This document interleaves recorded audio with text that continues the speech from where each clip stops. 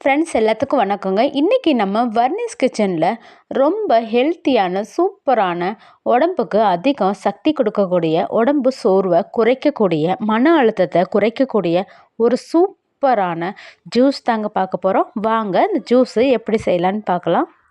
வெள்ளை பூசணி இந்த மாதிரி ஒரு பீஸ் எடுத்துக்கலாங்க. அதை தோலை வெட்டிட்டு சின்ன சின்ன பீஸுங்களாக நறுக்கி எடுத்துக்கலாங்க.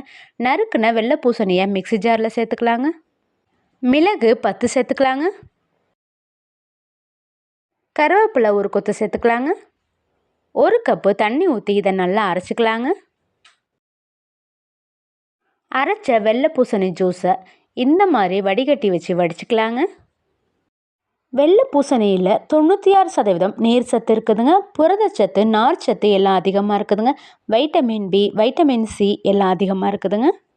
வெள்ளை பூசணி ஜூஸு கண்களுக்கு ரொம்ப நல்லதுங்க. ஞாபக சக்தியை அதிகரிக்கும், உடல் சோர்வு, மன அழுத்தம் எல்லாத்தையும் குறைக்குங்க. ஜூஸை அதிகமாக குடிக்கிறதுனால தூக்கமின்மை குறையுங்க. இந்த ஜூஸை வாரத்துக்கு 2 நாள் குடிச்சிட்டு வரும்போது உடல் சூட்டை குறைக்குங்க. கரும்பு சர்க்கரை 1 டீஸ்பூன் போட்டுக்கலாங்க. இதை நல்லா மிக்ஸ் பண்ணிக்கலாங்க. உடல் எடையை குறைக்கணும்னு நினைக்கிறவங்க இந்த வெள்ளை பூசணி ஜூஸை டெய்லி குடிச்சிட்டு வந்தாலே போதுங்க. உடல் எடை நீங்கள் நினைக்கிற அளவுக்கு கண்டிப்பாக குறைஞ்சிருங்க. அரை லெமனை நல்லா சாறு புழிஞ்சு விட்டுக்கலாங்க. வெள்ளை பூசணி ஜூஸில் கலோரிகள் குறைவுங்க, நீர்ச்சத்து அதிகங்க. குழந்தைகளுக்கு சிறுநீரக பிரச்சனை குறையுங்க. நோய் எதிர்ப்பு சக்தி ஆற்றல் அதிகங்க. வயிறு பிரச்சனைகளுக்கு ரொம்ப நல்லதுங்க. குடல் புண்களை குணப்படுத்துங்க.